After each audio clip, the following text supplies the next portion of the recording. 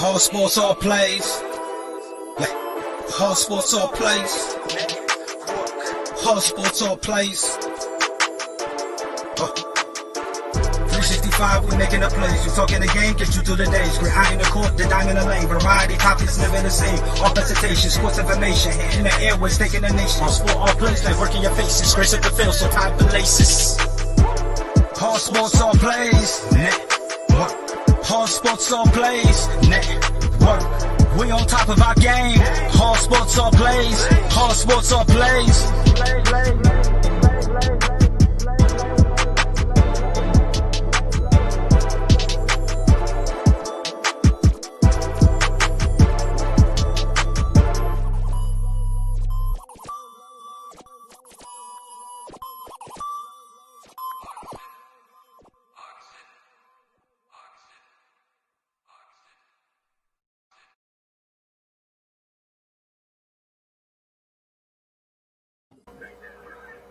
Hello, welcome to Jock Talk on the ASAP network.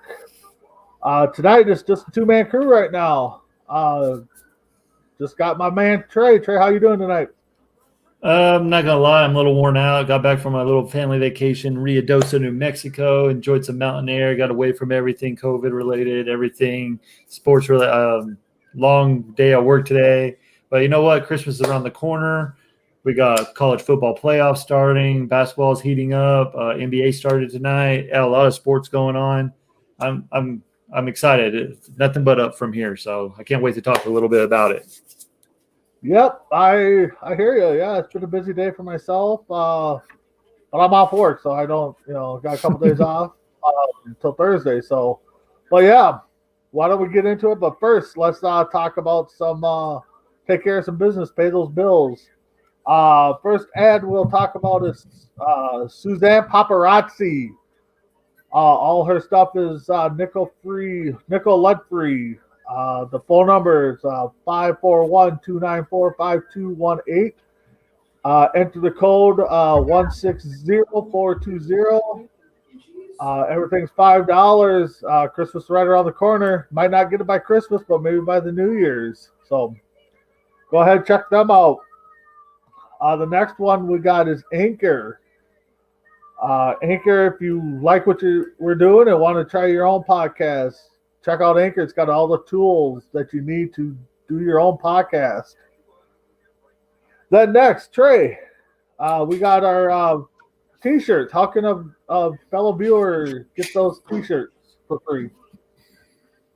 Basically, all you got to do, it's so simple. All you got to do is comment, like, or share our show, and you're entered to win Viewer of the Month, and you get a free T-shirt that way. It's all you got to do is just comment, like, or share, and you can get one of those awesome ASAP All Sports All Play Network T-shirts. All right, and then if they don't want to comment but they want a shirt, how can they go about doing that? Well, first off, don't pay any attention to that price right now. I think it's still $14.99 as plus shipping and handling.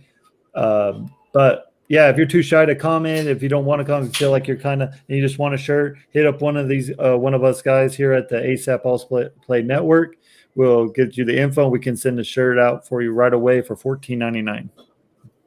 All right, and then I just want to make a correction. I think I said the code wrong for Suzanne Paparazzi.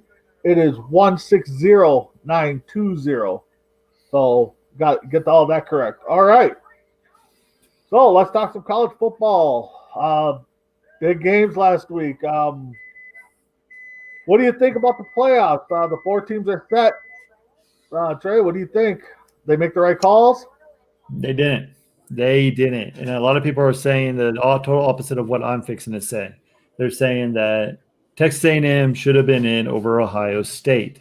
And I'm here to say that is not right. Ohio State, even though they barely beat Northwestern in the Big Ten championship game last Saturday night, Northwestern's no slouch. That defense is phenomenal. Justin Fields did himself no favors in that game.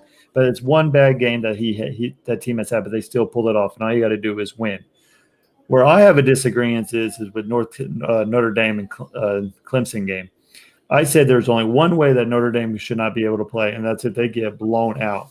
And they got that score wasn't even close to what the final score. I mean, that could have been a lot worse. I think Dabo Sweeney and company. I think they just let off the gas pedal a little bit. I think they just put it in cruise control, but I think it could have been a lot worse. Yes, Notre Dame didn't take care of.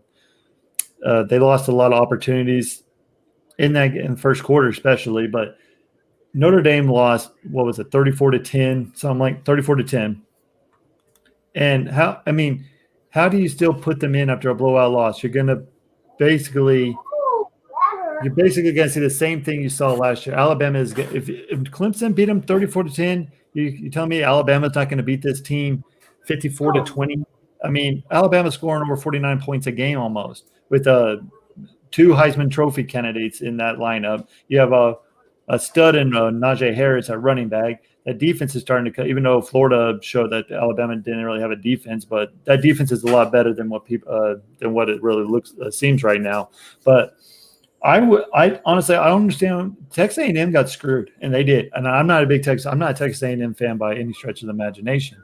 I'm a Texas guy, so I hate saying this, but Texas A&M, the only loss was against a number one ranked team, Alabama, who was actually number 2 at the time. It was the second game of the season. Mind you, there was no playoffs, no preseason, no nothing. And all they did since that loss is get better and better and better. Yes, their strength of schedule was lower than Notre Dame's, but the only reason that is because North Carolina shouldn't. That's a good team, but I don't think they're in the top 20. They're in Matt Brown has that team rolling, but I just don't think that they're that great of a lead of a team. Where Texas A&M plays in the SEC, where there's no easy. I mean, we just saw LSU beat Florida. We saw Missouri give Florida everything they can handle. You saw Alabama have trouble with Ole Miss. I mean, the SEC is a tough conference, and all Alabama did was go out and win games. And Kellen Mond and company, they got shafted. They should be in over Notre Dame. A couple of years ago, I can't remember the two teams, but they played in the conference championship, and they both had 0 losses. And they said that was a playoff game. I think it was Alabama, Georgia, and Georgia got lost. And I just think Texas A&M got shafted. I'm just very frustrated because I said this on another show, and I'm going to say it here. This is the perfect year for them to go 8 teams. They have everything in the world. Take your conference championships and then take the at-large bids. You have every right in the world to do this year. You have COVID for excuses. Let's try it. If it doesn't work, then we can go back to this old system. But right now, you got to be Ohio State only played 5 games. Yes, that's not right, but I'm not going to induct the kids for not because of the stupid Big Ten rule that shouldn't even happen, and for what the presidents think they know better than what the kids and the coaches have to say. But for all chance and purposes, they got it wrong. Notre Dame should have been out. That was their playoff chance. Texas A&M has proven themselves that they are a top 4 team in the NCAA. So that's my opinion on the whole matter. Yeah, when this game happened, it's like, okay, Notre Dame wins, they're sure in. Clemson's going to be out. Yes. But Clemson blew them out, and it's like they didn't even take a factor that the first game they played, Travis Lawrence was out. It was still close with the backup, So I think Notre Dame, I'm a semi-Irish fan. It was a lot of Irish football on when I was growing up. So, but they should have been out. Texas A&M in. I don't think Florida should have been in. The only other team I could see being in is Cincinnati. I mean, they're undefeated. They're sitting 8th, I think, right now. Florida should be behind them. So, I mean, right now, Alabama's probably just going to destroy Notre Dame. But if Notre Dame wins now, and if Clemson wins, now we get to see them for the 3rd time. But yeah, I mean, Ohio State, you don't want to punish the kids. They should be in. But now you got a 2nd place team that has a chance for the national title when there's other teams that are better deserving.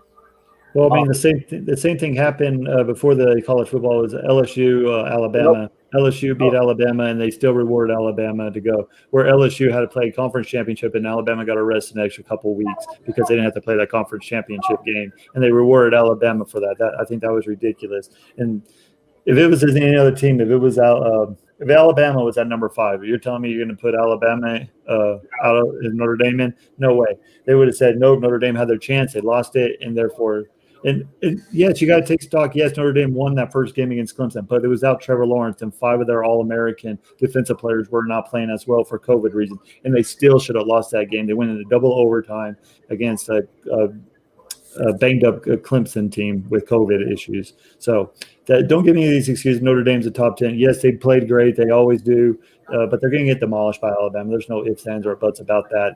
Alabama's going to wreck them, and we're going to prove why I think Texas A&M would, even though they got demolished by Alabama already, it's not the committee's job to say, oh, they already got beat by Alabama. No, you got to put the best 4 teams in, and I think Texas A&M is one of them.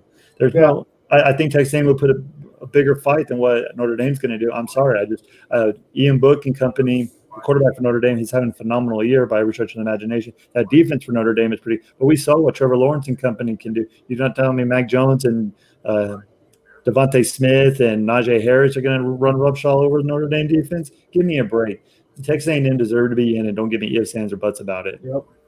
No, just think if, let's just say Alabama lost, Ohio State lost. I mean, look at the uproar that we would have had then, a big cluster. I mean, but we knew Alabama was going to take care of business. Ohio State. Yeah, I guess. But I can't remember where I saw the stat, but it could have been on our network. Somebody posted something in our chats, I think, where Notre Dame's last 6-7 bowl games, they just got destroyed. I mean, so yeah, if they would have won, they would have been in. No arguments, but Texas A&M, I think, deserved it. Like I said, maybe Cincinnati. So, I guess out of the 2 games, which game are you looking forward to watching? It has to be Clemson, Ohio State, because you really don't know what Ohio State is. We know what Clemson is. Clemson's should be the number 1 team in the nation if it wasn't for that one loss against Notre Dame without Trevor Lawrence. That's the only reason why they put Alabama in. I think Clemson's the best team in the country. I think there's no ifs, ands, or buts about that either. Trevor Lawrence is going to be a Jacksonville Jaguar, first pick overall. You got Rodgers on the slot. You have ETN running the ball, who's going to be a first-round running back. Then you have a great defense, and Dabo Swinney's probably going to be the best coach. Yes, I'm going to say it. Dabo Swinney is the best coach in college football. I'm just going to say that right now. I think he's surpassing Nick Saban. He can beat Nick Saban in a national championship where no one else can beat Nick Saban in a national championship. He has his number for some odd reason. Dabo Swinney is a great and should be considered the best coach in the NCAA. But you just don't know what you're going to get from Justin Fields. Is Justin Fields going to show up? Because that game against Northwestern was abysmal. He's lost draft stock in that game. So it just that offense needs to get back clicking. Northwestern's defense was all right, but they're not only giving up 22 points to Ohio State again, I don't believe. But it has to be that game because I honestly don't think Alabama and Notre Dame is going to be a game. I think Alabama's going to blow them out in the first half. I think it's going to be 35-3 going into the halftime, and I think it's all she wrote. Chip, I love Brian Kelly as a head coach, but he cannot win the big games. He's like Texas. Every time the pressure's on him, he loses games. This is probably his best team that he's ever had at Notre Dame, I would say, but Alabama's the better overall team. But it's just I'm just interested in that Clemson-Ohio State game just because I don't know what Ohio State team you're going to see. Are you going to see the Justin Fields and Sermon, the running back, and that offense step it up to another level, or are we going to throw another blunder out like they did against Northwestern? So I think that's a more intriguing matchup. But I still think they're both going to be blowouts. I think Clemson and Alabama. I think Clemson's going to beat Ohio State by 14, 21 points, and I think Alabama's going to win by 35. I mean, I don't think it's going to be close. Yeah, I get you. Yeah, I'm kind of intrigued with the Clemson-Ohio State game. Just the fact of the quarterback matchup. Everybody's been talking those top two picks if they come out. So, let's see what they can do together. Let's see how it's going to work out. But yeah, I got Clemson. I got Alabama going to the final game. That's going to definitely be a good game, I think. So, what other bowl game you want to talk about? What others got your mind going? Oh, man, it's kind of iffy right now, man. You don't know what teams are going to play, whatever. The one that got to my eye, just because I'm here in Texas, is Texas and Colorado in the Valero Alamo Bowl. Typical Texas, they show out the last 2 games of the season. They're going to win, and then they're going to demolish in the bowl game, and everyone's going to think Texas is back. And I'm going to tell you right now, they're not back. I just don't think Texas is one of those teams. Once the pressure's on them, they drop the ball, and I think that the pressure's off them. They start showing who they truly can be. It's a great team, and I think Sam Allinger and company, they have all the weapons in the world to be a top 4 team, but they just couldn't do it this year for whatever reason. I don't know, COVID or whatever the case may be. But that game's intriguing to me just because I'm from Texas. But, I mean, honestly, the Goodyear Cotton Bowl game, that's going to be a good one too, I do believe. Oklahoma and Florida. Was Florida going to be all, like, not into the game like all SEC teams are after they don't make the Final Four? The Trask and them going to even play? Oklahoma's rolling right now. If Oklahoma didn't lose those 2 games against Iowa State, and I forgot who the other one was, I think Kansas State, they could be in the top 14. Their defense is shaping up to be one of the best defenses in the nation right now. They've been rocking and rolling ever since Rattler has got benched in the Texas game and came back in the second half. He's been a different quarterback. He's going to be a great quarterback for OU for the next 3 years. So that game is intriguing to me as well. But I just want to say this. Congratulations to the Army Black Knights for actually getting into a bowl game. They were devastated after they found out that the bowl game got canceled because of COVID reasons, and they really wanted to play, but they finally got to pick up a game. They're going to play West Virginia in a Liberty Bowl, which should be a phenomenal matchup just to watch. But I'm so glad that they finally get to play in a bowl game just for that reason. But another one is a Chick-fil-A Peach Bowl, Cincinnati and Georgia. I think we're going to see what Cincinnati's all about. Coach Cam has been telling me that Cincinnati is probably a top 4 team on the chats. They got robbed and everything, so it's time to put up or shut up against one of the SEC elites. So hopefully all the Georgia members play, and we'll see what they have to do. But I'm intrigued by that matchup as well. And then another one, I think the last one, I'm trying to Texas A&M, North Carolina in the Orange Bowl. I think A&M is going to show out. They're going to be pissed off because they lost they didn't get in the Final Four, and I just think that Texas A&M is going to show some. And they're going to show. I think North Carolina, Matt Brown has that offense rocking and rolling right now. They are a great team, but I think they're going to be better in the next few years. I think Texas A&M is how they're going to respond to not being in the playoffs after they should be. I think that's an intriguing matchup as well. Yeah, you pretty much hit on all the bowl games that were going to be played, it looks like.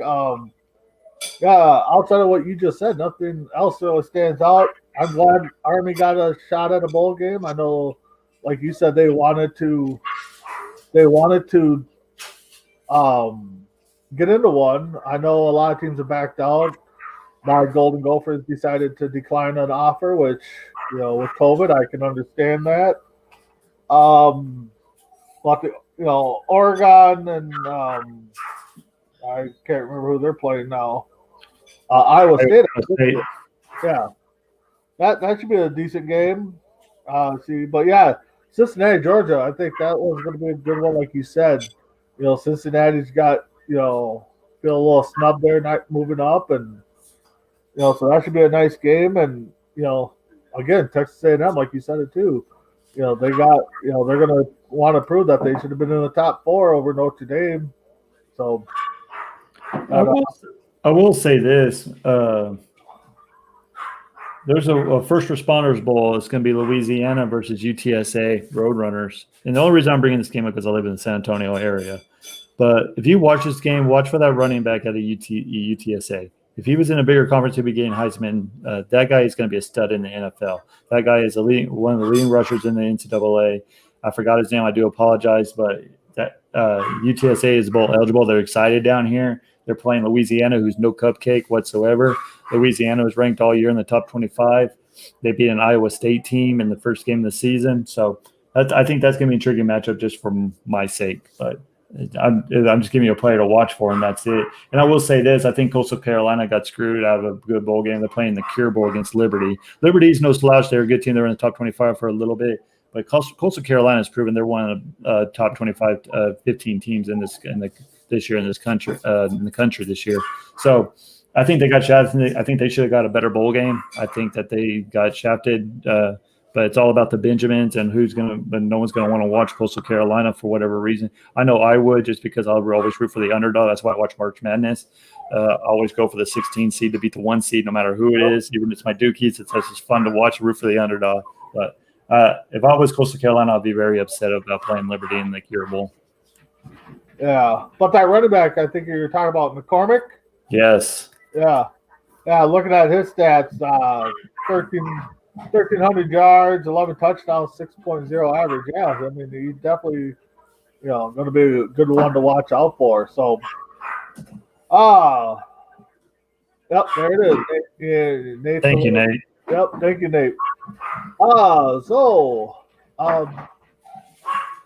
covered the bowl games. Basketball, I know, starting up. Anything you want to throw out there for basketball right now? I know it's kind of early. How about your team that you follow? How are they doing? Oh, Dukies, they're not the same Duke team. But I will go to this. I think Gonzaga. I think we've seen a couple of things. We saw a number 1 versus number 3 matchup Saturday, Iowa versus Gonzaga. Gonzaga once again proved why they're the number 1 team in the nation. I think they're the favorite to win the championship. The only team I thought that could possibly be in was Iowa, but they demolished that in a heartbeat. I think they won by 20 points or something like that. But I think the best conference this year is going to be the Big 12. You have Kansas, you have West Virginia, you have Texas Tech, you have Texas, you have Baylor at number 2. The list goes on and on. Big 12 has been known for not being a powerhouse in basketball, but this year they might get 7 or 8 teams in. TCU's no slouch this year. You always got to look for Iowa State. You got to look out for all these teams. I think Big 12 is going to take the throne over the Big 10 and the ACC. ACC's kind of down this year as well. North Carolina lost to NC State tonight in a heartbreaker. So that's something I'm looking forward to. Can someone finally knock off Kansas in the Big 12? Kansas has won like 1,800 straight in the Big 12. No one can in the regular season. No one can beat Kansas from the regular season championship for whatever reason that is. But I think Texas has a good shot this year. Texas has a veteran team this year. Shaka Smart has to get it done this year, or his butt's going to be gone out of Texas. Not making it to the NCAA tournament. It's not going to vote well for those boosters over there in Austin. Texas Tech should have beat Kansas, but they lost to them in a last-second layup in Lubbock. Baylor should beat the Big 12 championship, but I'm telling you right now, don't sleep on Texas Longhorns this year just because I'm from the Austin area. But I'm telling you right now, Texas is no slouch this year. They're the reason why they're number 10 in the nation. That's a good squad. But I think Baylor should take Kansas this year in the Big 12 Big 12 title. And I think it's going to happen. But until I see it with my eyes, someone's got to knock out Kansas, and it's got to be this year because I'm tired of Kansas Jayhawks. Yeah, that's just like living in Big Ten country. Michigan State's been dominant for a while, and so. But yeah, as far as my team, the Gophers. They always hang around tough. They got to start playing better against these better teams. They seem like they always come, and they will play decent against the lower ranked teams or not ranked teams. But when it comes to the powerhouses, they always have trouble with them. So I kind of hope to see that turn around this year for them. But yeah, what do you think on the rankings for basketball compared to football? You think it's more accurate in basketball than football, or do you think it doesn't matter? What do you think, Craig? It doesn't matter. The rankings are just for writers and people like us to talk about and get an uproar over everything because the committee's going to do what the committee's going to do. There's going to be 70 teams in. Almost half the NCAA is going to get in this tournament, and everyone has a legitimate shot. The ACC puts way too much people in every year, and I'm an ACC guy. They put way too much people, just like the Big East a couple years ago, whenever all those great teams, before they expanded these conferences to elite conferences like the Pac-12 and the Big Ten and all these others, SEC, made these powerhouse conferences. The Big East was an elite conference, and they got 8 teams in. But the committee is going to put in who they want to put in. Everyone has a favorite team. It's all about the name on the logo. Duke, for whatever reason, is ranked number 20th in the 3-2, and they have not looked anything like a top 25 team this year. Now I'm a Duke Blue Devil fan. They look invisible. North Carolina lost another game to NC State, who wasn't even ranked. They're now 5-3, or 5-2 or 5-3. I can't remember. They shouldn't even be ranked in the top 20. You have Rutgers at number 11. They're 6-0. I guess they're going to be. I mean, they have a decent squad, but since when has Rutgers done anything phenomenal? But I mean, they got it right with Gonzaga being number 1. I think they do look like the dominant team overall. But Creighton's a beast. You know what? That's why I like college basketball. It really is, because these mid-majors now, because of the stupid NCAA NBA rule where you have to play one and done, and you don't get to know these players, where these mid-majors, they stay for 3 or 4 years, and they get a chance to that bright shining moment in the NCAA. That's why you're seeing a lot of upsets this year, because they have what wins in the NCAA tournament is guard play and leadership. And that's why Chicago Iola went on their big run a couple years ago. That's why all these great Davidson, when Steph Curry was a junior, made a miraculous run to the Elite Eight. That's why I'm intrigued, because you see all these top power schools, but the top power schools are only getting these one and done athletes, and they don't get all this chemistry going on, where all these other teams have been playing together for 2 or 3 years, and they knock them off, and everyone calls it an upset, which it's not. I mean, in 10, 15 years ago, you wouldn't see Creighton at number 13. You wouldn't see Xavier at 22. You wouldn't see Gonzaga at number 1. Gonzaga used to be one of these teams that used to be the Cinderella story, and now they're one of the best teams in the nation. But I will say this, Gonzaga always seems to choke, and they can never get that big one, and it's always something that they never get. And I think this year it's Gonzaga's year to lose, and I think – and then for some other reason, someone's telling me that they're not going to win at all. Something's going to happen, but Gonzaga is the best team in the nation by far. Okay, yeah. Well put. Like you said, I mean, this one and done rule is – not saying it's killing the big teams, but it's hurting them, because these younger or these, no-name schools or mid-major conferences, those guys are around 4 years, 3 years, so they put some chemistry together. That's one thing about basketball I like is, most of the time talent's going to win, but when it comes down to one game, bright shining moment, chemistry is going to, take it. So Dave, BYU Gonzaga game. Yeah, Gonzaga's gonna win. No, that's not even gonna be close. Yeah. So since we're at the halfway point, let's get a couple more ads out there. Misty Metals is our first one. They are based out of Oregon, Highway 101 South, Brandon, Oregon. Their phone number is 541-347-2575. Everything's homemade. I mean, they got jams, barbecue sauce, ketchup. You can check them out on gotjams.com. They will deliver wherever you are at. Black Market Taffy is our next sponsor. You can find them on Facebook under Black Market Toffee. It's a handcrafted small batches they do with their finest ingredients. They're also out of Oregon. They use no corn syrup or fillers. They got the perfect delicate crunch to them. It doesn't stick to your teeth like most taffies do. They say that it's so good that you're going to have to hide it, not just from your other family members or friends, but yourself. Half a box, roughly $15. So, I mean, that's a lot of toffee for that price. So, check them out online. They will also deliver anywhere. So, Trey, since we got some comments on there, let's go over the T-shirt ad again. How can they get that free T-shirt? Basically, you get a T-shirt by commenting or sharing our show.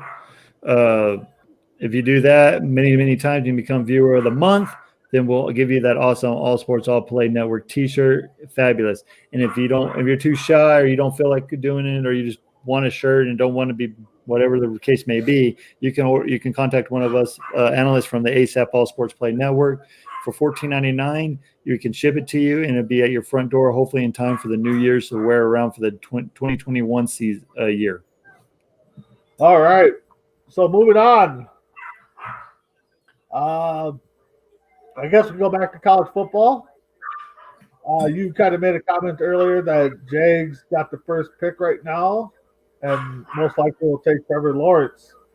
Do you think the Jags are set to where they can make that one person add on to make them a playoff team, or do you think they are still some pieces away? What's your thoughts?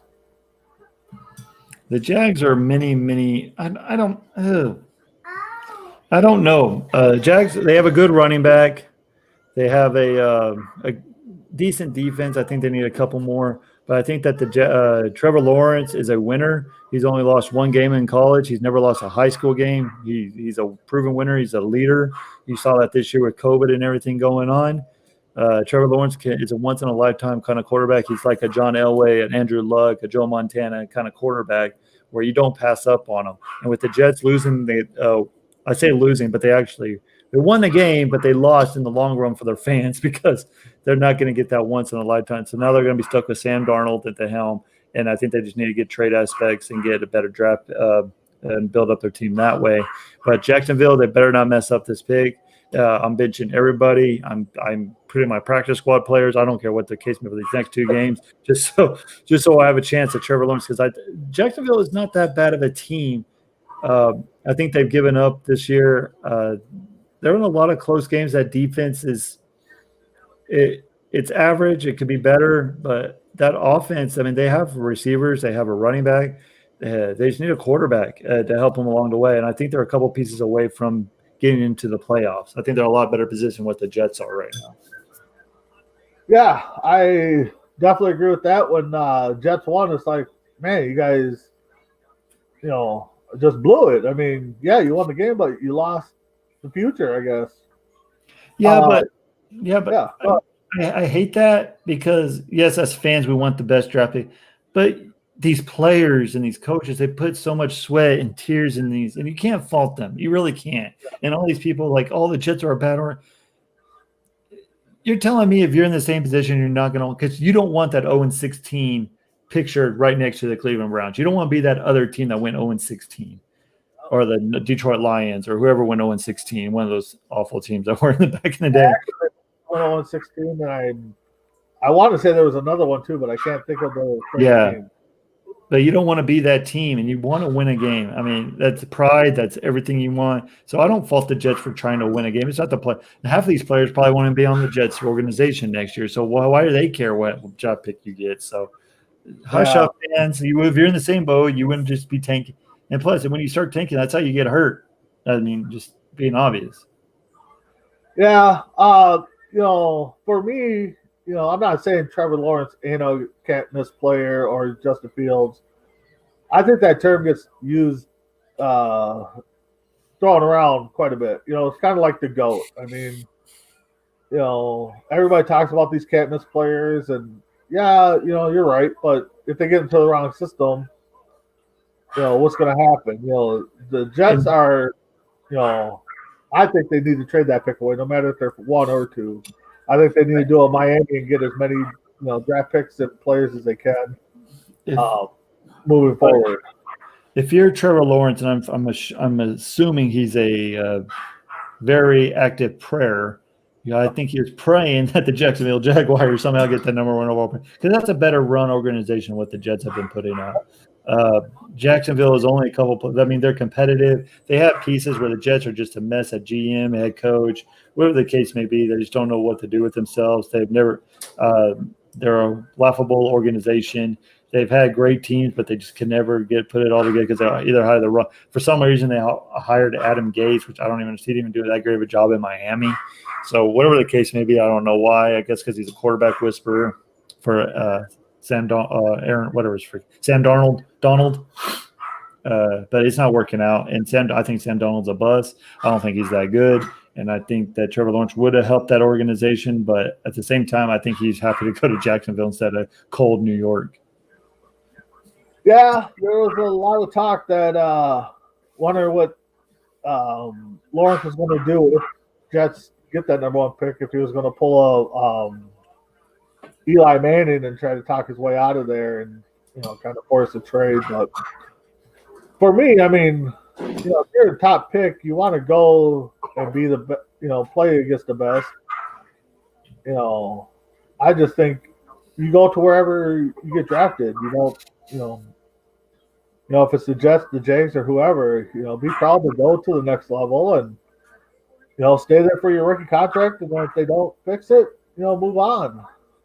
So, but we'll see what happens. I mean, we're a few months away from that, and who knows what the bowl games are going to bring. And so, Trey, what else is on your mind there? You look like you got some things running through your head. What do you got?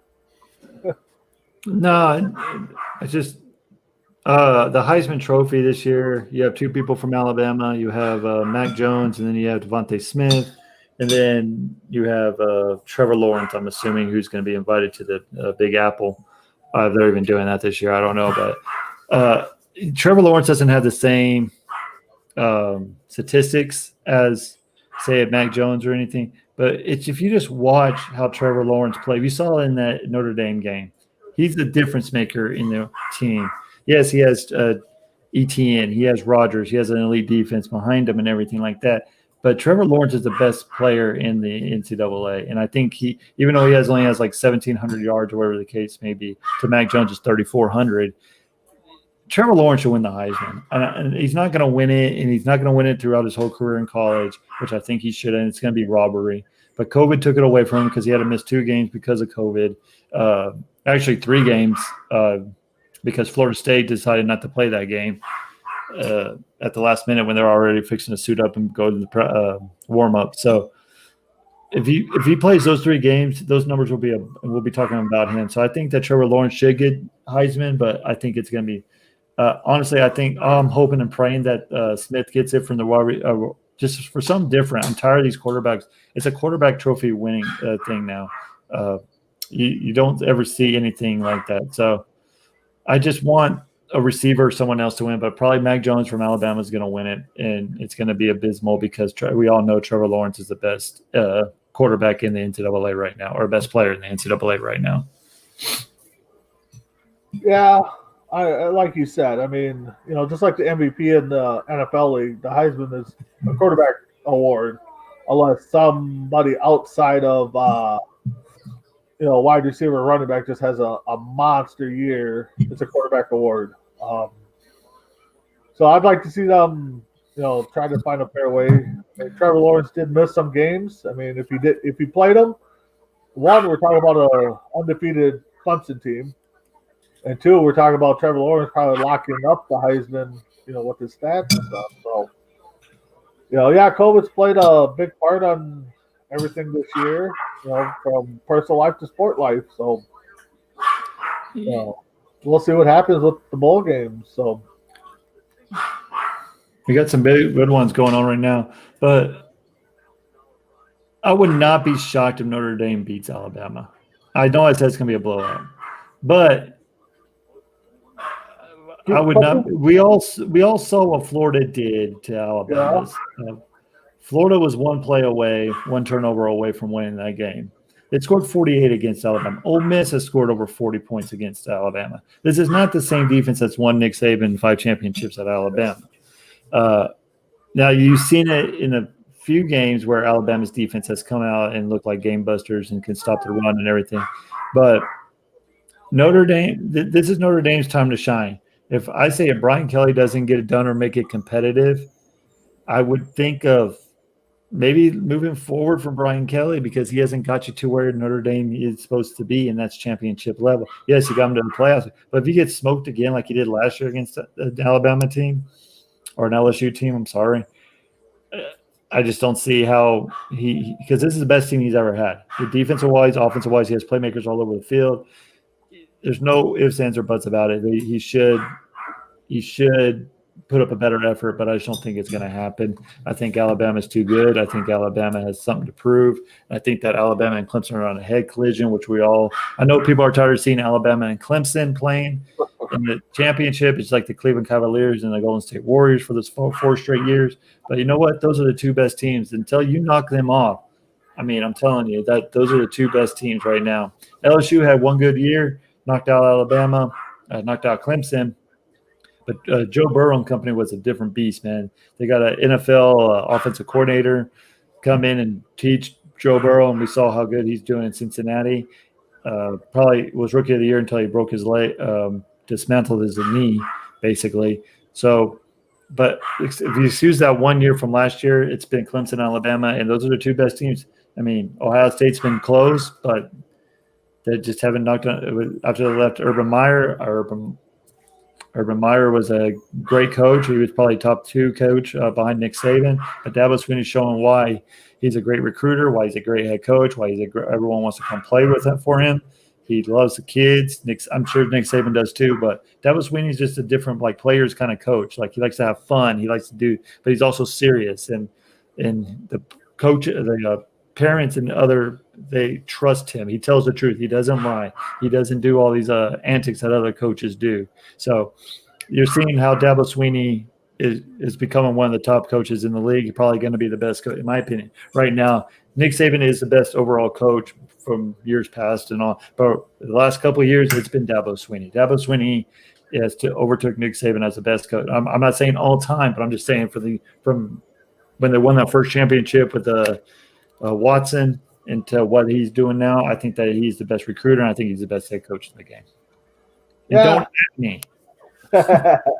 No, I get what you're saying, and coming down the road, I think PJ Fleck from Gophers is going to be a coach to everybody's going to start knowing his name.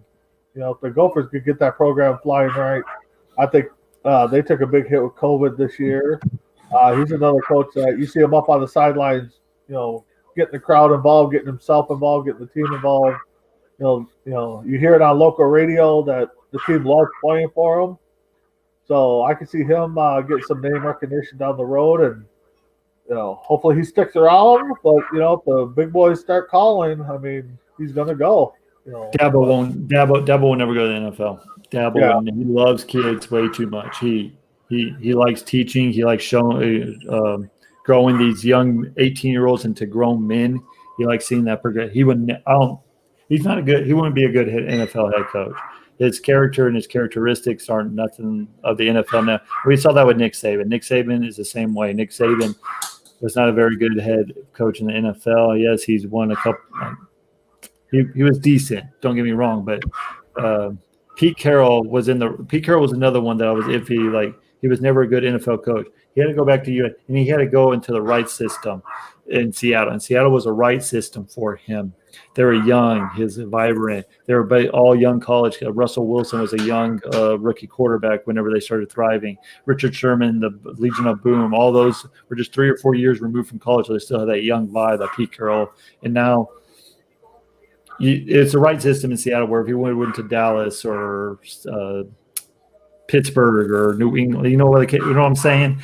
It's just the right system where I don't think Dabo Swinney has that right. I think Dabo Swinney loves the kids. He loves preaching. He likes teaching about life. And I think he does. I think he just gets a thrill of seeing 18-year-olds and see how they become better men. And I just think that's how Dabo is. And I wouldn't want to leave. I mean, you're king of Clemson, man. You're the king of Death Valley. I mean, my gosh, you can go anywhere for the rest of your life and never pay for a meal. Why would you want to leave? I wouldn't. Yeah. We have a great thing going. Yeah, he's got the city and everything, campus all wrapped around his finger. So Auburn made some headlines. They hired a new coach, Brian Harrison, if I said that right. I hope I did. Hassan. Okay. All right. 69-19 with 3 Mountain West titles in 7 years. Is that going to help them out over in Auburn? They make the right choice? Shaking your head. He's a good coach. He really is. He got Boise State to elite levels. But you've seen the last couple of years, Boise State has not been that Boise State that we're used to, like the Fiesta Bowl against Oklahoma or the these like big spectacular moments, like, oh, we remember being the Cinderella story. We haven't seen that in the last couple of years, and I hate when the teams do this. These big market teams, like the Texas Longhorns, the other teams like that, they always go for the beauty, what am I trying to say? The beauty, the shining prize, whatever the case may be. Texas did it when South Florida with Charlie Strong, where he's at South Florida. He had 2 good years in South. Why do you think yes, he's a good mid-major coach, but he didn't play all these elite level teams. Where you're going to find out when you go to these bigger conferences, you are playing harder teams. It's weak, not just playing like South Florida's playing Texas week 1, and then you go back to your conference against all these lesser teams. You got to keep playing these tough teams who are 5-star recruits week in and week out.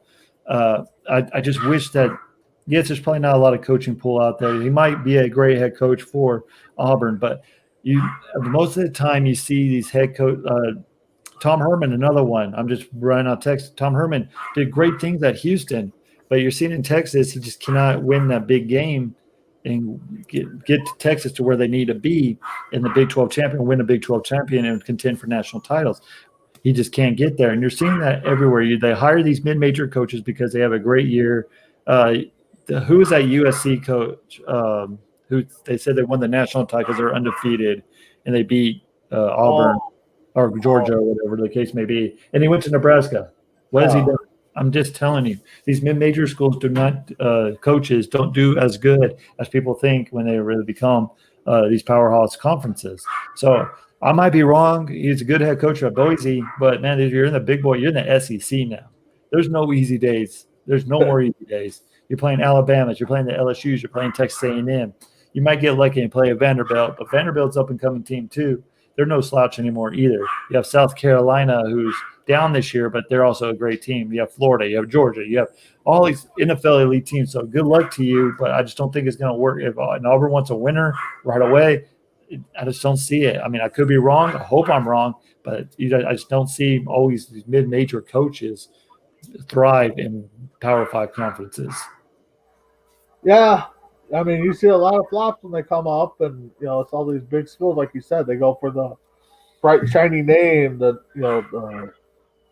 new car on the lot. They think they, just because they did something down lower, they come up and do something good. So, I mean, honestly, I wish they would just go they don't always have to hire a head coach, hire an offensive coordinator, hire a defensive coordinator in a Power 5 where they're not the head coach, but they have a lot to say about the offense, and they know what to prepare for week in and week out. You don't always have to go for that bright, shining star in the mid-majors where I hope I'm wrong because I love Boise State, and I think this guy's a good head coach by every stretch of imagination. But they have to see a great coach come out and prove themselves. But what do I know?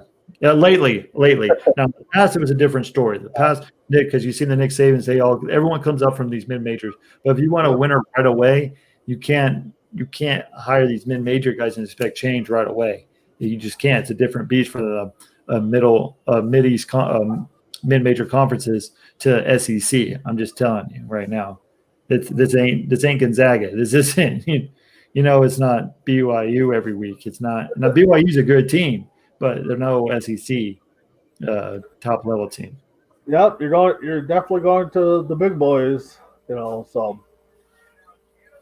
So a couple things that kind of jumped in my mind here. I know we had, we're missing our third party, and we kind of had to make a couple changes to our topics. So let's say that you were a high school senior. What would you want your recruiting visits be? I mean, what would get you to go to a certain school? What would you want them to say to you that makes you want to go to their school? Oh man, that's hard for me. You're talking to me or for my kid? Because you were a kid. I mean, what would when I was 18 to you? See, when I was 18, I would like what the Rick Pitino did. You know what I mean? Like get the money to the strip clubs and all that fun stuff. You got recruits. But now that I'm 34, 35 years old, I would want, and I tell my younger self this all the time now, I would want someone to come in and tell me the truth, that it's not going to be easy. you're a college athlete. I want someone to tell me the truth. I want them to like be a father figure. I have a great father, don't get me wrong, but I want to be away from my father. I want someone to be that father figure who I can go to for advice and like life, just not about football or basketball or baseball, whatever the case may be, whatever your sport is, but just trusting myself into, because you're going to be basically my daddy, as Coach Herman always said in Premier Titans. You're going to be my daddy for 4 years, and my life's in your hands. You know what I mean? So right now, I would just someone to tell me like what Dabo Sweeney does. It's not going to be easy. It's not, but we're going to have fun while we're here in college. We do it the right way. We're going to grow boys into men, and I just want someone just to tell me the truth and not just say, "Oh, you're going to be a stud athlete, and you don't have to worry about school and all this and that." And that's not the case. School is number one important, and I wish I would have known that when I was 18 years old and what I know now, because it'd be a wholly different story. But that's what I would want someone who's coming to recruit me or my child in the future. Just and me personally, it has to be about faith too. Yeah. I'm a faithful guy. I love. I mean, there's no knocking it. I go to church every Sunday. I believe in the Lord. So someone I can trust in that relationship, who won't knock me for my religious beliefs or anything like that. So that's the number one factor for me as well. Yeah, for me, I've always kind of thought about it, and it's like, God, if I was that stud coming out of high school, would I want to go to a big school that I know I get the recognition for and just be another name? Or do I want to go to a school where, I could be that name. I could be that name that brings them up. But yeah, it's got to be somewhere I could trust. The coach is going to be there for 3 years, 4 years, that I'm going to be there. So I'm with you on that. It's a lot of trust. If there is any high school kids listening, and if you're not this 5-star recruit, I'm telling you this right now. If you're not like this big 4 or 5-star recruit, but you have talent, like a 3-star, 2-star, whatever, you don't think you're going to play the first couple of years, you're going to be a backup, go to a junior college. I'm telling you this. You get your basics out of the way. You grow up. You learn about then whenever you go you're more prepared than what these. It's better for the junior college system is a phenomenal way to go, especially the first 2 years. The 2 years of your college, if you go to these big universities, it's all basics anyway, and so you're just getting that out of the way at the junior college. Yes, it's not the glamour or anything, but yeah, you get to go through the recruiting process again, and you get to be even better than what you were in high school. So if you're not one of these big recruits and you have like a 2-star, 3-star, go to a junior college. I'm telling you right now, it'll help you grow. It'll help you get your basics out of the way. And then you also get to recruit the second time, and you get to go to these better schools. So that's what I would advise some of these younger kids as well. There you go. You got it from the word from, we'll call him the counselor of the 2-3-star recruits, Trey. Yeah, I agree. Go to a junior college. I know Minnesota's actually picked up quite a few junior college transfers, that turned out to be some studs. Well, here's a name for you. Cam Newton was a junior college transfer. Yeah, you probably look around. There's probably quite a few that made it to the NFL. Each path is not the same path. I'm telling you that each person takes a different path to get. There's not always a point A to point B. There's always A, B, and C. So I'm just telling you. Exactly. No, I hear you on that one. So, last thing that kind of crossed my mind regarding the playoff system, what in your eyes would be the best playoff system for college football? I think they started it. I really do. I just think that we're in a time where you need to go at least 16, 8 teams. At least 8 or 16. There's no way. I mean, everyone gives me this BS argument. All right, if you go 8, then we're going to feel sorry for 9 and 10. No, we're not. If we go 16, we're going to feel bad for 17, 18. Yeah, but honestly, if you're not 4 is hard. Because, for one, there's 5 Big 5 conferences, and plus there's a couple of mid-May like Cincinnati and Coastal Carolina who deserve a shot, and they deserve a shot because they put in just as much work. They can't help who they played and all this and that. They just beat everyone who's in front of them. That's all you can ask for. So why not give them a shot? Why can't we go 8 teams? Why can't we go 16 teams? You know what I mean? Like, why remember the NCAA has started in the basketball. They started out with 4 teams, and now look where we're at, 17 games. So I think we're on our way, and people are telling me, "Oh, you're never going to see that. You're never going to." Why the heck not? You said, "Well, I just don't know," because it's too biased with the Final Four with these committee members. You have athletic directors from the head chairman's an Iowa guy. That's the only reason why Iowa State was ranked in the top 6. They shouldn't even have been. If it wasn't for a crappy game against Texas, that Texas should have won that game. And then Florida. Don't get me started with Florida. They lose 2 straight, and they stay at number 7. Yeah. Break. They lose to an LSU team who is not any good, and Texas A&M beat Alabama handily. Don't give me that crap. So they have bias, and that's why they need more teams in, and you can do it. I mean, yes, I know football is harder than basketball. Don't get me wrong, but why not go to a 16, 18 playoff to start off? I mean, this year would have been a perfect year to do it. If people make the comment when they could say that it would be 50. Yeah, I mean that's been the problem is you're always they're trying to make it. You got 4 teams now. You're feeling sorry for Texas A&M and Cincinnati and Florida. You go to 18 now. You're feeling sorry for. Not really, because when you have 8 teams, and this is how I'm not just saying the best 8 teams, which will be. Yeah. Honestly, they need to have your 4 the Power 5. Those teams get in. Whoever wins that championship game, have those games mean something, because right now they don't. In the SEC, don't mean if you have 0 losses and you play in that SEC championship game, you're still getting the playoffs. There's no more reason, but to mean anything. So, like if an LSU and Alabama, that can't happen. But say like Georgia and Alabama were both undefeated, whoever loses that game is still going to be in the playoffs. Don't get me wrong. So it takes away from what the game actually means a little bit, and we're getting there a little bit. You saw that this year with Florida and Alabama. If Florida didn't lose to LSU or to Texas A&M, Florida played Alabama pretty tough. But what I'm saying is, you take the winner of the Big 12, the ACC, the SEC, the Big 10, and the Pac-12. There's your 5. Then you take 1 mid-major. Okay. Yeah, and then you have 2 at-large bids. Then you won't feel sorry for it because you didn't win. You have no argument. You didn't win your conference, and then you weren't one of the best teams in the. I mean, I'm sorry. I think that makes it a lot easier. But then again, I think it's too simple in my head. And I think that's why it's not happening. No, that's exactly what I was saying. It's like, why don't the other conference champions get a chance at the title? I mean, because right now you have 3 conferences in 4 spots for the Final Four.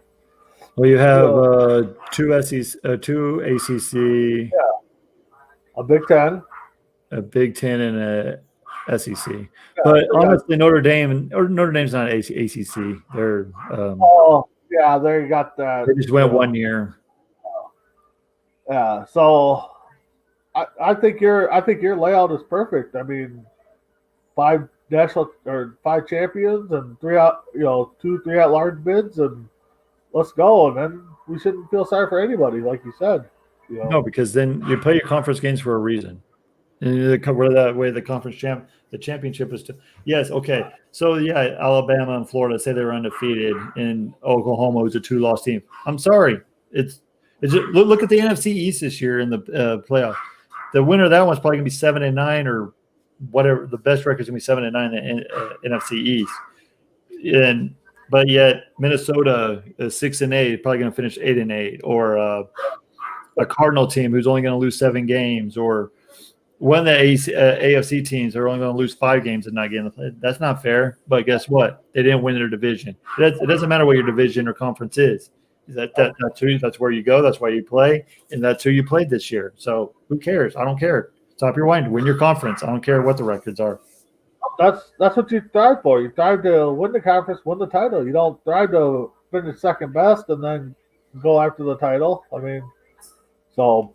No, I agree with you. I think that was actually the same thoughts I've been thinking for years, that they need to do that. And this year would have been perfect. This year would have been perfect.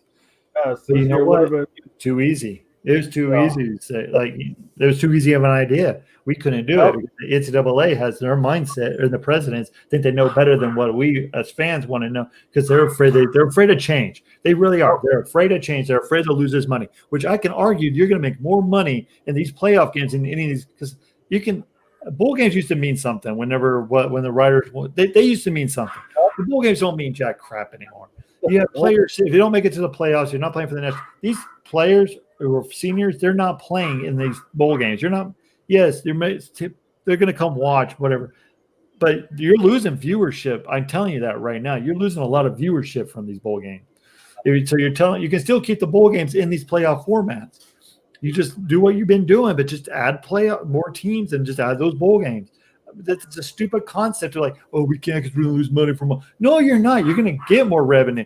You're telling MLB for the longest time, 4 teams, and from each conference. They went to 8 this year. You're telling me this year's playoffs wasn't better than any playoff? This year's playoffs in baseball was a lot better than any 14 playoff. I'm sorry, it really. And the way they did it was phenomenal. Best 2 out of 3 series in the first round. Then you go 3 out of 5, and then you do the 4 out of 7 in the championship in the World Series. What? I just don't understand logic. I just don't understand people who think they know better than us fans, who give them these money. If it wasn't for us and we didn't watch these games, then they wouldn't be arguing. I'm just telling. The NCAA is a big – okay, the NCAA basketball tournament. It used to be 4 teams way back in the day. Back when Texas El Paso won, I watched that show the other day. Back when they beat Kentucky and Pat Riley and all them. 4 teams. We're at 72 teams now. It's more popular than ever. People miss work the Thursday and a Friday and call in sick. Money. You're getting more revenue from all these games. I'm telling you, it's just too easy. They're too set in their ways. The NCAA is a big bully. That's wrong what they're doing. They're not paying these. I can go on and on about the NCAA. They're ruining their product and they're ruining everything. I'm just going to shut up. No, I agree with you. It is, like you said, NCAA started small and now they're at 74. They're still talking about expanding. And I think it's one of the most bet on tournaments every year. Yes. So I know I throw a bracket in, and I know almost next to nothing in basketball. I put in like 8. I put in and I just get tired of this notion too in football. Oh, we're going to take the kids out of school. You take the kids out of school every freaking week anyway in the fall. What difference does it make? And plus you're on winter break. And then the NCAA basketball, so their education doesn't mean as much when you go play these Thursday and Friday games. And whatever, I'm done. No, I get your frustration. Yeah, that'll have to be another rant for another day. But let's wrap it up here. Christmas, right? A couple days away. Any Christmas traditions that you have for your family, Trey, or growing up that you still do? Okay. There's 2. Don't laugh at me. First one. My mom, I'm 34, my brother's 32, and my sister's 26. Gonna be 26 in February. We still get stocking stuffers. So we still go, some nights we go and spend the night at their house, and we still wake up early and go look at our stockings. That's just the funniest thing in the world. I know, but it's just one thing that we really enjoy, and we don't want to lose that tradition. Now that we have my daughter, it's more fun, but it's just fun knowing that there's something that it could just be candy or whatever the case may be, but it's just fun knowing something that's stocking, even though it's just fun. But the best tradition, and I don't know if you ever heard of this, I need to bring my grandpa on the show. He's 80 years old. I need to bring him on the show once in a while and tell him. There's a story back in the day, I think back in the war or whatever, they had breakfast on one Christmas morning, but they didn't have syrup, and they made pancakes. So what they did, my great-great-grandma did, was make chocolate syrup. Okay. And so ever since then, it was really good. So every Christmas, we did it last Saturday but every Christmas we always have pancakes and chocolate syrup, and everyone in the world thinks it's the stupidest idea until they try it. It is really good, my brother. I'm telling you. But no, what we like to do is go look at lights. Every year we got to go look at lights, and then we always talk about like what the being from a Christian family, what the birth of Jesus means to us and everything like that. And it's just little things like that. But I'm telling you, man, those pancakes, those chocolate syrup pancakes, I'm telling you, don't knock it. I'm telling you, All right. it's really good. All right, yeah. So for me, growing up, I mean, yeah, we would go to, grandma, grandpa's, aunt, and uncles, wherever the party was going to be at, but nowadays it's just pretty much me and my family. When we put up the Christmas tree, probably our biggest tradition, we'll sit there and watch Christmas Vacation while we're putting up the tree. Oh, yes. And we'll probably watch it when we take it down too, but not, too often. But we'll go to my in-laws. One day we'll have just some snack food, little finger foods, and then the next day after that she'll make a full course meal for us. But that's just our tradition. So we'll end the show with that, but we'll also talk about our T-shirt ad. Trey, one more time, last time for this week, I guess, for you. So yeah, how can they get that free T-shirt? So all you got to do is watch one of our shows, Jock Talk, Sports Corner, Real Talk, Sports Minute, whatever show you see live on IE7 Sports. Go like, comment, share our show. If you have the most comments, likes, or shares at the end of the month, you are the winner of that awesome, brand new, flashing All Sports All Play Network T-shirt. Yeah, and if they don't want to throw a comment, you can just contact one of us on the ASAP Network. We'll hook you up. $14.99 plus shipping and handling. So with that being said, join us tomorrow for Sports Minute. I believe that is the only show. Nate, if I'm wrong, please correct me. Also, I'd like to say thanks to Trey for joining myself tonight. I'd like to thank Nate for doing all the behind-the-scenes stuff. If he wants to pop on and say, hey, go right ahead. You got the master controls there, bud. I'm sorry, what did you say? I just wanted to thank you for what you're doing, and if you had something to contribute here at the end, what's a family tradition for you for Christmas? I mean, let's start with that. So we have a couple, actually. We watch White Christmas and Polar Express every year. Never seen that. Which one, White Christmas or Polar Express? Polar. Wow. Yeah. Wow. And then the other one is we open one present. It doesn't matter what it is. We open one present on Christmas Eve. Now, Nate, I'm guessing you go for the big one all the time, don't you? Because I would. No, it's probably pajamas. Oh, okay.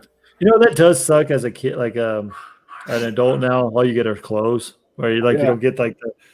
Like us, like we want the PS5s or whatever, but we know we can't afford it. Our spouse can't afford it or anything like that.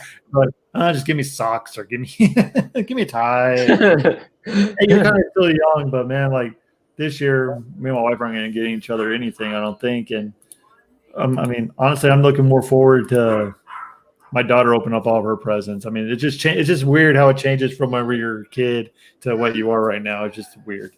So. Yeah, exactly. I think watching my son open up the presents, just one brings back my childhood, but it's just watching him see what he gets and stuff. So, but you guys got a memorable gift that you guys got when you were a kid that you can remember opening it up right away? Anything jump to mind? Yes. Nate, you might not remember this because you're kind of young. Okay. So,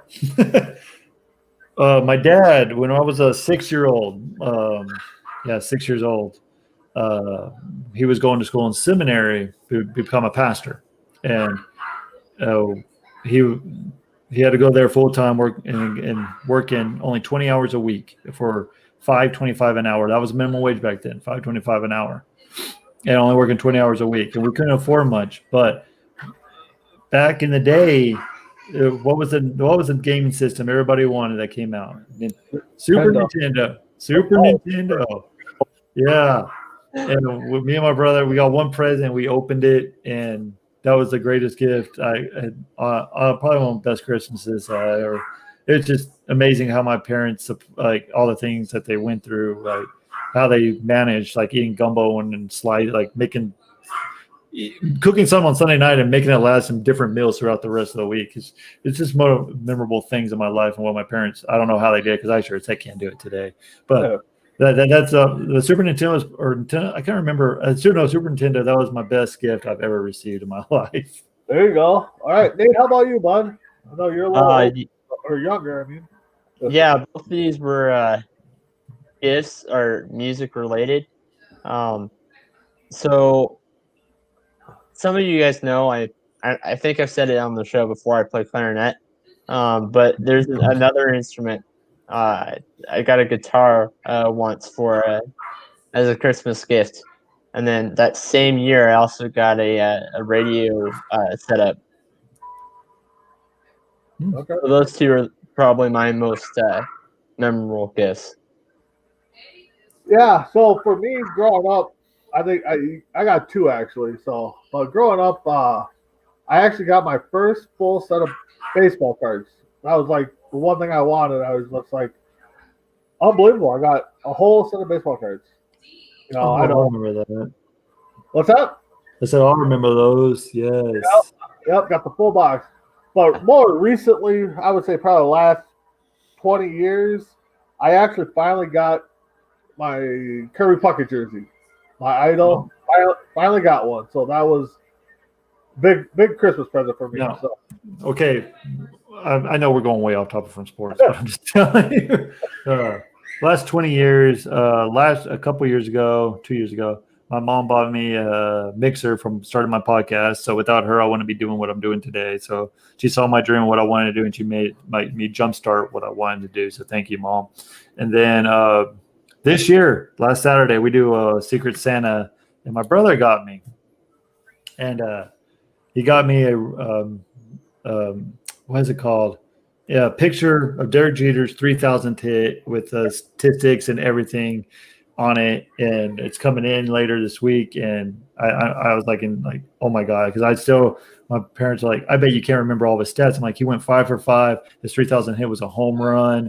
They won the game. I just remember like playing pure as day, and he got me that. I'm like, wow, he actually knows, because he doesn't like the Yankees, and I'm a Yankee lover by every stretch of the imagination. Just good for him to give me that and put some thought into it. It's like, so. All right. Cool. All right. Well, I guess with that being said, wish everybody a Merry Christmas, because we won't see you guys until next week. I think I do a show with Nate. So, Trey, have a good Christmas. Nate, have a good Christmas. Our viewers out there, have a great Christmas, and we'll see y'all next show. Have a good day. All sports, all plays. All sports, all plays. All sports, all plays. 365, we making up plays. You talking the game, get you through the days. We're high in the court, the dime in the lane. Variety, topics, living the same. All presentation, sports information. In the airways, taking the nation. All sport, all plays, like working your faces. Grace up the field, so tight the laces. All sports, all plays. Network. All sports, all plays. Network. We on top of our game. All sports, all plays. All sports, all plays.